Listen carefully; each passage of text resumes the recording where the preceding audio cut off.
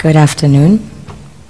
I am Malens, and I come from the richest country in the world. It is located in the richest continent in the world, in the west of the richest continent. My country is called Sierra Leone. On the surface, we are blessed with infinite beauty and abundance of flora and fauna, producing the most exquisite harvest of coffee, cocoa, fruits, vegetables, and caoutchouc. You name it, we've got it. We also have diverse wildlife and vast marine resources, and waterfalls and rivers that run into the most beautiful beaches. The land is golden, literally, a true paradise, which of course is inhabited by the most beautiful souls.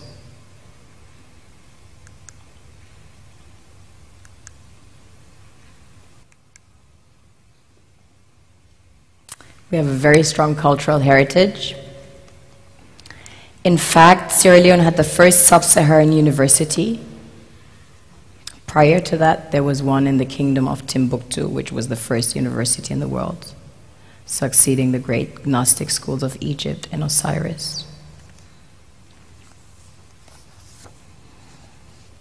On a deeper level, we are blessed with the real treasures the kings and queens of this world desire.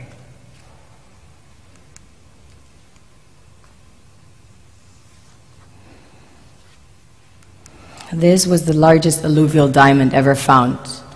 It weighs almost 1,000 carats, 969 to be precise. This beauty was found by an old lady in her backyard about 2 years ago, 125 carats. Some people mine gold in their backyards. That's quite common. Besides gold and diamonds, we have about 20 precious minerals that have been discovered as of today. We recently started extracting huge petroleum reserves that have been discovered. We have platinum, ilmenite to make titanium, rutile to coat jets, iron ore, the largest iron ore deposits in Africa, the third largest in the world. Tantalite, also known as coltan, used in your mobile phones and computers. Bauxite for aluminum production.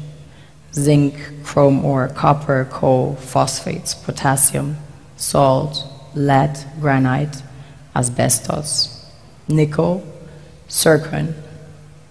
Furthermore, we have exquisite timber like mahogany, antique, and we have the most beautiful stamps in the world. Of course, the West needs Africa's resources most desperately to power airplanes, cell phones, computers, and engines. And the gold and diamonds, of course, a status symbol to determine their powers by their core and to give value to their currencies. One thing that keeps me puzzled, despite having studied finance and economics at the world's best universities, the following question remains unanswered. Why is it that 5,000 units of our currency is worth 1 unit of your currency, where we are the ones with the actual gold reserves? It's quite evident that the aid is in fact not coming from the West to Africa, but from Africa to the Western world. The Western world depends on Africa in every possible way, since alternative resources are scarce out here. So how does the West ensure that the free aid keeps coming? By systematically destabilizing the wealthiest African nations and their systems, and all that backed by huge PR campaigns, leaving the entire world under the impression that Africa is poor and dying and merely surviving on the mercy of the West.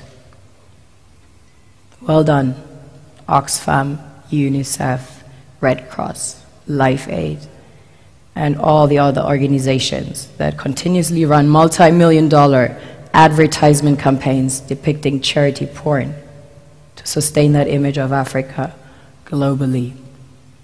Ad campaigns paid for by innocent people under the impression to help with their donations. While one hand gives under the flashing lights of cameras, the other takes in the shadows.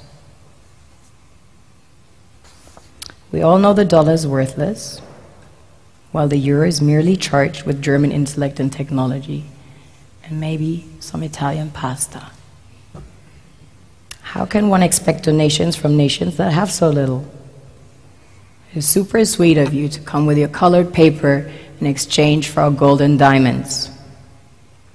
But instead, you should come empty-handed, filled with integrity and honor. We want to share with you our wealth and invite you to share with us.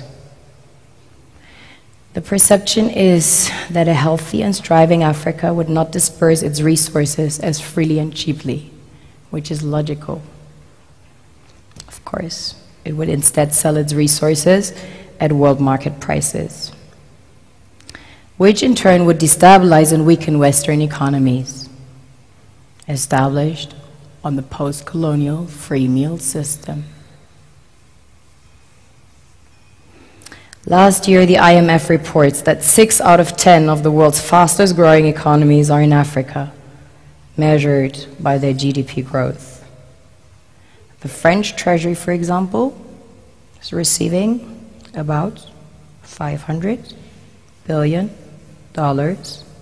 year in, year out, in foreign exchange reserves from African countries based on colonial debt they forced them to pay. Former French President Jacques Chirac stated in an interview recently that we have to be honest and acknowledge that a big part of the money in our banks comes precisely from the exploitation of the African continent. In 2008, he stated that without Africa, France will slide down in the rank of a third world power. This is what happens in the human world, the world we have created. Have you ever wondered how things work in nature?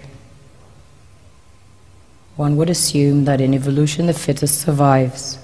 However, in nature, any species that is overhunting, overexploiting the resources they depend on as nourishment, natural selection would sooner or later take the predator out.